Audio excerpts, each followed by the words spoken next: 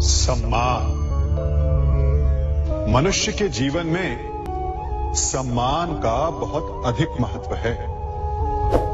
वो उसे अपने हृदय, अपने मन से जोड़कर रखता है।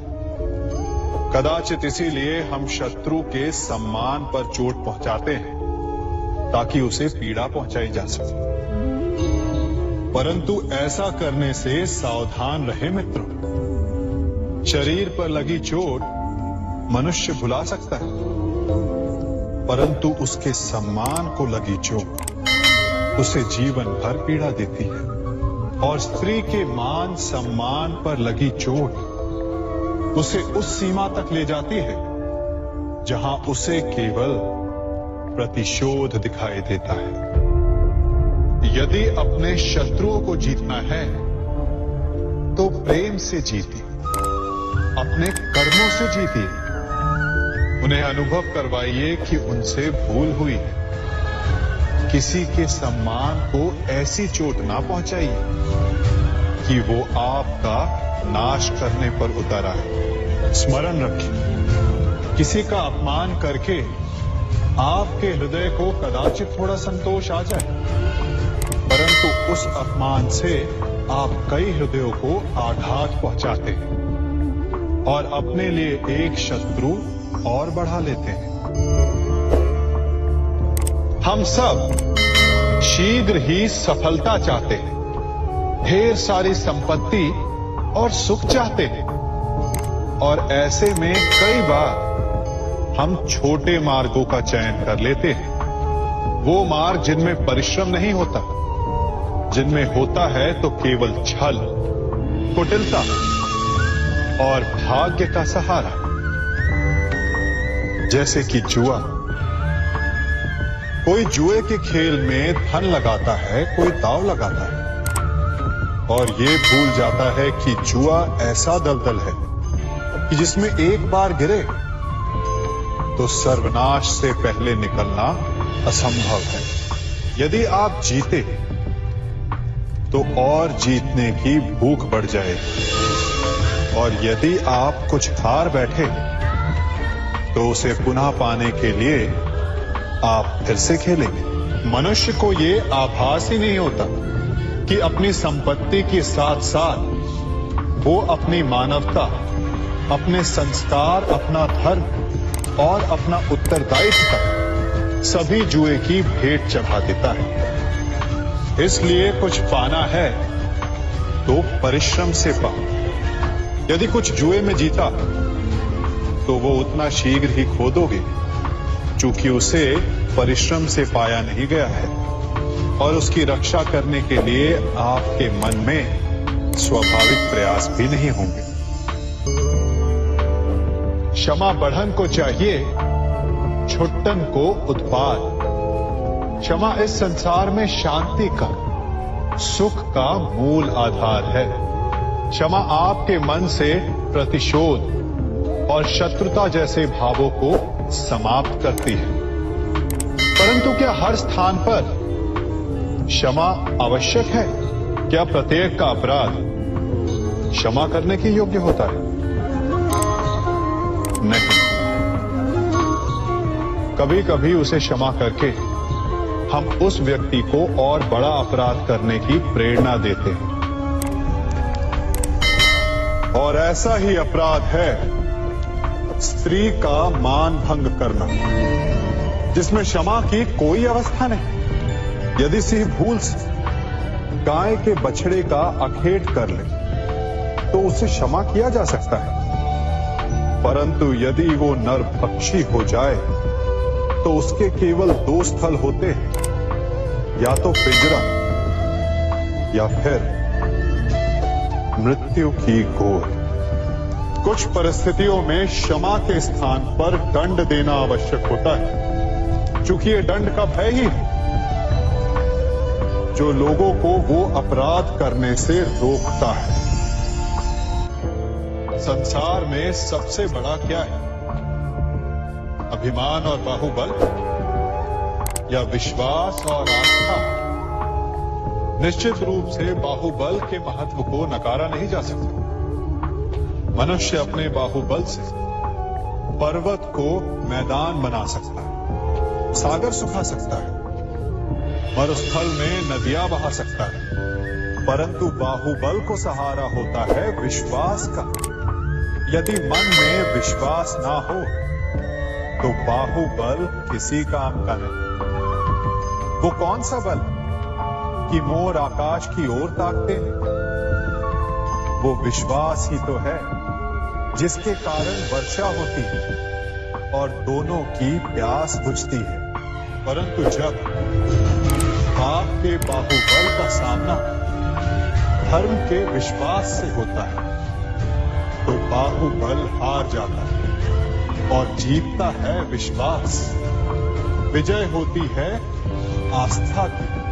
यदि आप सत्य के मार्ग पर चल रहे हैं और आप अपने इष्ट में आस्था रखते हैं तो किसी भी पापी का बल आपका कुछ नहीं बिगाड़ सकता। कभी सोचा है हमारा जीवन भी उस रेत की घड़ी की भांति है? जो रेत नीचे गिर चुकी है वो हमारा अतीत, जो अब भी ऊपर है वो हमारा आने वाला भविष्य है, और वर्तमान ये संकुचित स्थल है जहां से धीरे धीरे करके रेत गिर रही है। अर्थात हमारे पास जीने के लिए यही एक क्षण है। उसका उपयोग कैसे करना है ये हम पर निर्भर करता है। जो बीत गया उसका दुख मनाना है या जो भविष्य में होने वाला है उसकी प्रतीक्षा में क्रोध करना है। सब कुछ करने के लिए यही एक क्षण है। प्रसन्न रहना है तो उसके लिए भी यही एक पल है। प्रतीक्षा करते रहोगे तो ये पल भी भूतकाल में बदल जाएगा। इसलिए आनंद के लिए, परोपकार के लिए प्रतीक्षा ना कीजिए।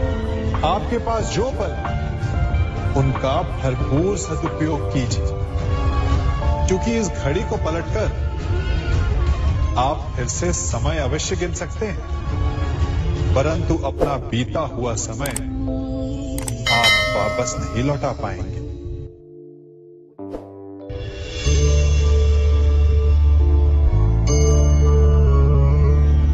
मनुष्य के जीवन में संतान का बहुत महत्व है। उस संतान के लिए वो कितने कष्ट सहता है, उसे पालता है, पोसता है, और यदि यही संतान संताप का कारण बन जाए तो क्या ये उसका दोष है? अधिकतर ये दोष हमारे लालन पालन का होता है। बचपन में बालक के हठ को मानकर हमें आनंद की अनुभूति अवश्य होती है, परंतु धीरे धीरे अपने बालक के हठ को मानकर उसके हठ के दास हो जाते हैं। एक हठी उद्दंड और असंस्कारी संतान उस सूखे वृक्ष के समान होती है कि यदि जिसमें आग लग जाए तो वो सारे वन को भस्म कर डाले। और स्मरण रहे, जब उसमें अग्नि लगती है तो सबसे पहले वो स्वयं के घर को ही भस्म करती है। इसलिए जब आवश्यकता हो तो अपनी संतान के हठ का विरोध करें, उसे रोके, क्योंकि यदि समय रहते ऐसा ना किया गया तो भविष्य में इस समस्या के परिणाम गंभीर हो सकते हैं। प्रतिज्ञा, वचन, ये सब मनुष्य ने समाज को सही दिशा में रखने के लिए बनाए हैं। वो मनुष्य ही क्या जिसके जीवन में नियम ना हो, जिनका वो पालन ना करे, परंतु समय के साथ चलने के लिए नियमों को बदलना भी आवश्यक होता है, क्योंकि ये आज का समय ही तो है जो बीत जाने के पश्चात इतिहास बन जाएगा। यदि आवश्यकता पड़ने पर नियम और प्रतिज्ञा भंग ना की जाए, समय की मांग के अनुरूप अपनी प्रतिक्रिया ना बदली जाए, तो इतिहास हमें कभी क्षमा नहीं करेगा। आवश्यकता पड़ने पर आपकी तोड़ी हुई एक प्रतिज्ञा, एक बंधन कभी कभी पूरे मानव इतिहास को बड़े विनाश से बचा सकता है। इसलिए नियम, प्रतिज्ञा, वचन कुछ नहीं, कुछ है तो केवल समय, जिसके अनुरूप चलने वाला ही सफल हो सकता है। कभी किसी पक्षी को घोंसले की नींव बनाते देखा है? अथक परिश्रम करके तिनका तिनका बिटोर कर वो पक्षी अपना घोंसला बनाता है, अपनी संतान के लिए एक सुरक्षित घर बनाता है। और फिर कहीं से तीव्र आंधी आती है, भारी वर्षा होती है और उसका घोंसला तिनका तिनका करके बिखर जाता है। फिर वो पक्षी क्या करता है? वो रोता नहीं, ना ही विलाप करता है। वो बिना विलंब करे फिर से अपना घोंसला बनाना प्रारंभ कर देता है और सफलता पाता है। फिर हम क्यों छोटी छोटी असफलता से भयभीत होकर परिश्रम करना छोड़ देते? एक बात सदा स्मरण रखिएगा, हर वृक्ष कुल्हाड़ी की एक मार से नीचे नहीं गिरता, हर चट्टान घन के एक प्रहार से नहीं टूटती। सफलता पाने के लिए अनावरत परिश्रम करना ही मात्र एक मार्ग है। स्वीकारण, सत्य का स्वीकारण मनुष्य के लिए बहुत ही महत्वपूर्ण है। जब तक मनुष्य सत्य को स्वीकार नहीं करता, उसे असत्य से लड़ने की शक्ति प्राप्त नहीं होती। जब आप भोजन करते हैं तो क्या होता है? आपका पेट स्वीकारता है कि वो भर चुका है और आप भोजन करना बंद कर देते हैं। जब आपको निद्रा आती है तो क्या होता है?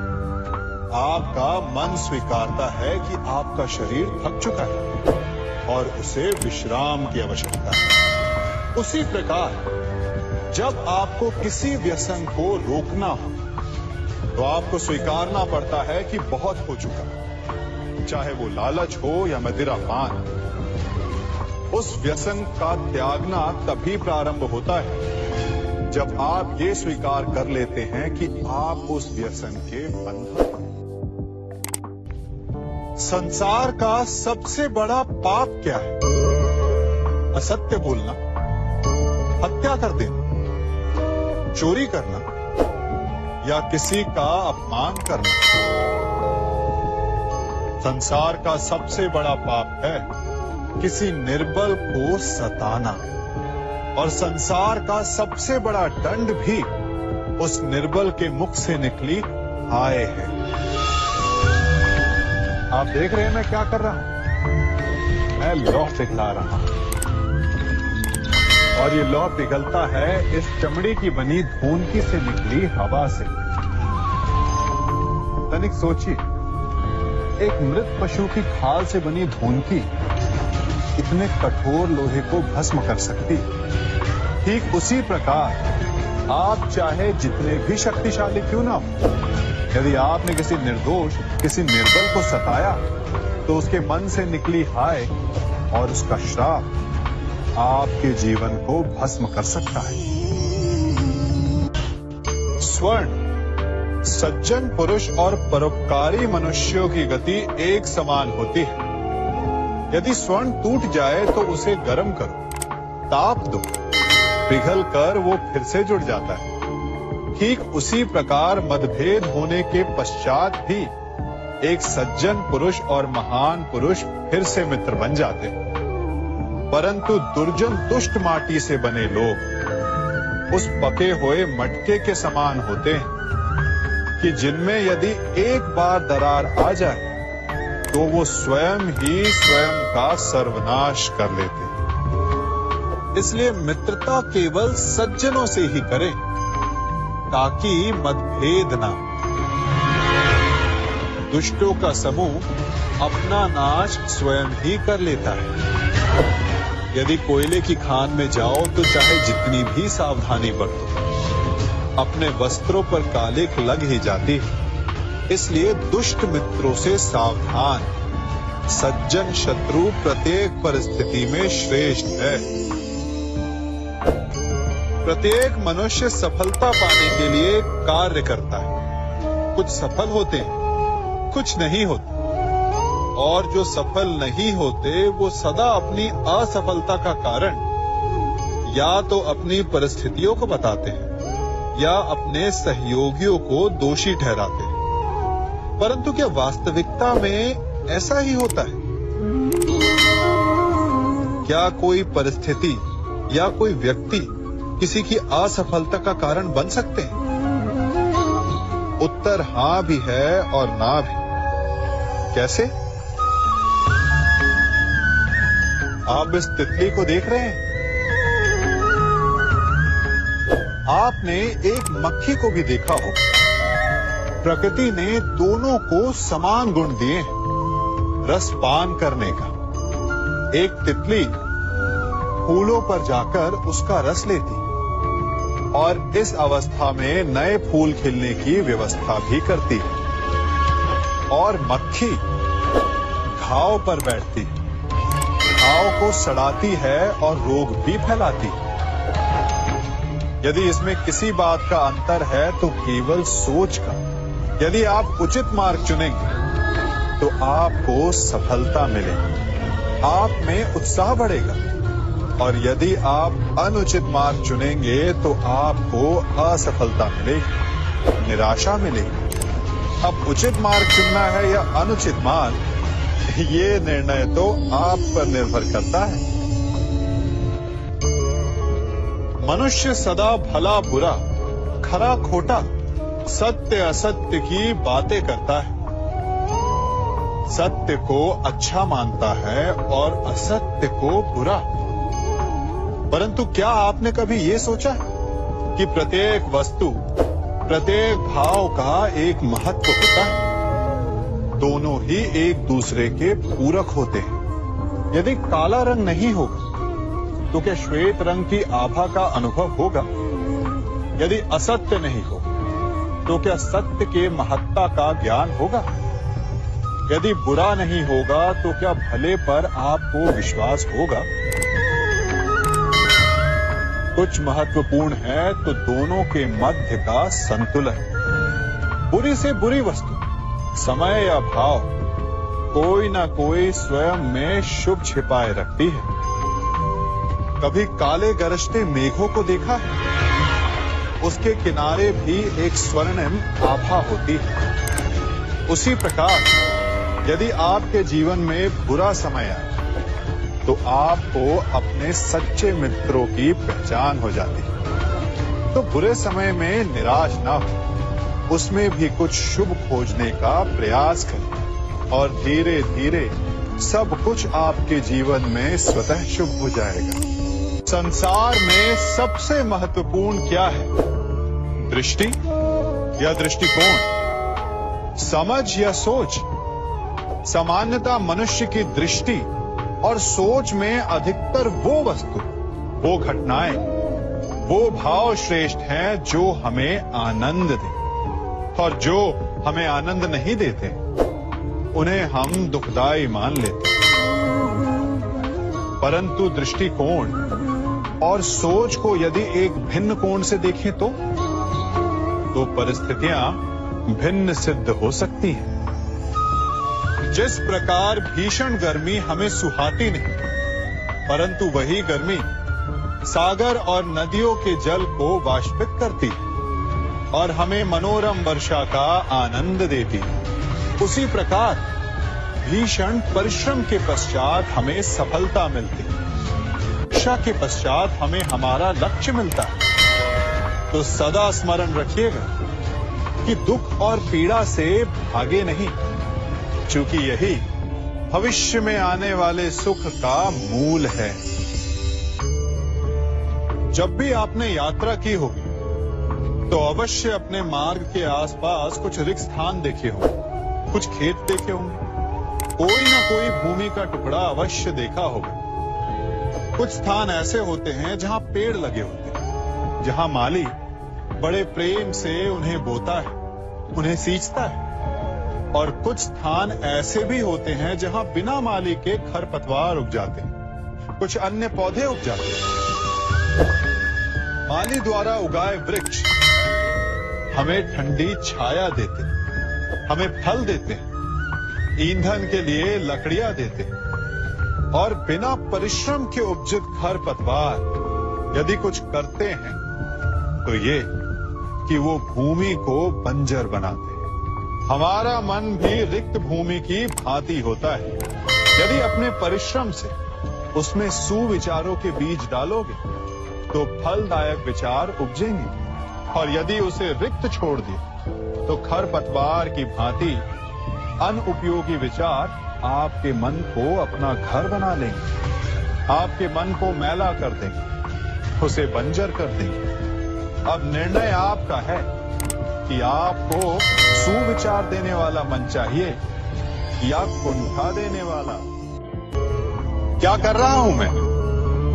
दर्पण में देख रहा हूं। आप लोग भी प्रतिदिन देखते होंगे, परंतु प्रतिदिन अपना मुख देखने के बाद भी उस पर लिखी एक बड़ी सीख देखना भूल जाते हैं। अब आप कहेंगे कैसी सीख? तो जाइए, एक बार फिर से दर्पण के सामने जाइए और मुख खोलकर देखिए, क्या दिखेगा? दंत पंक्ति और जीभा, है ना? अब विचार कीजिए, दंत जन्म के पश्चात आते, एक नहीं 2 बार आते, परंतु मृत्यु से पूर्व नष्ट हो जाते हैं। और जीभा जन्म पहले से होती है, परंतु मनुष्य के मृत्यु के पश्चात भी उसके अस्तित्व में रहती है ना आश्चर्य की बात? दंत कठोर होते हैं, जीभा कोमल, परंतु फिर भी दंत नष्ट हो जाते हैं, जीभा नहीं होती। यही रहस्य है कि हठी और कठोर लोग शीघ्र नष्ट होते हैं, और कोमल लचीले आवश्यकता के अनुसार स्वयं में परिवर्तन ला सकने में सक्षम लोगों का ही अस्तित्व रहता है। अर्थात परिस्थितियों के अनुसार स्वयं को लचीला बनाना सीखिए और आपका जीवन सरल हो जाएगा। संबंध एक सहारा होता है जीवन का, और संबंधी वो होते हैं जिनसे आवश्यकता पड़ने पर सहायता मांगी जा सके, जिन पर विश्वास किया जा सके कि बुरे समय में वो हमारे काम आएंगे। कभी ऐसा भी हुआ होगा कि आपके पास कोई सहायता मांगने आया, या ऐसा भी हो सकता है कि आप किसी के पास सहायता मांगने गए हैं। परंतु प्रश्न ये उठता है कि क्या केवल किसी के मंतव्य में उसकी सहायता इसीलिए कर देनी चाहिए क्योंकि वो आपका संबंधी है? अब आप कहेंगे कि ये कैसा प्रश्न हुआ? तनिक सोचिए, एक अस्त्र बनाने वाला जब अस्त्र बनाता है तो ये अस्त्र किसको देना है उसका अधिकार उसी के पास होता है। वो चाहे तो ये अस्त्र किसी को भी दे सकता है, वो एक सैनिक को भी दे सकता है या एक डाकू को भी, और यही अस्त्र 2 भिन्न कार्य कर सकती है। यदि डाकू के हाथों में आ गई तो उसका भय दिखाकर वो लोगों को लूटेगा, निरपराधों का रक्त बहाएगा। सहायता करने वाले की भी अवस्था ऐसी ही होती है। इसलिए किसी की सहायता करने से पूर्व ये विचार कर लेना आवश्यक है कि किसे क्या, कब और कितनी सहायता देनी चाहिए कि उसका दुरुपयोग ना हो। यदि आपकी सहायता से कोई अधर्म हुआ तो उसके उत्तरदायी आप ही होंगे। जीवन में कई बार ऐसे अवसर आते हैं कि आप लोगों से मिलने जाते हैं और उनसे कुछ आकांक्षाएं भी रखते हैं, और कई बार जीवन में ऐसे अवसर भी आते हैं कि लोग आपसे मिलने आते हैं। इसलिए अतिथियों का सम्मान करने से पूर्व सदा कुछ बातों को स्मरण रखना आवश्यक होता है। यदि कोई आपके पास मिलने आता है तो उसके 3 कारण हो सकते हैं। पहला कारण होता है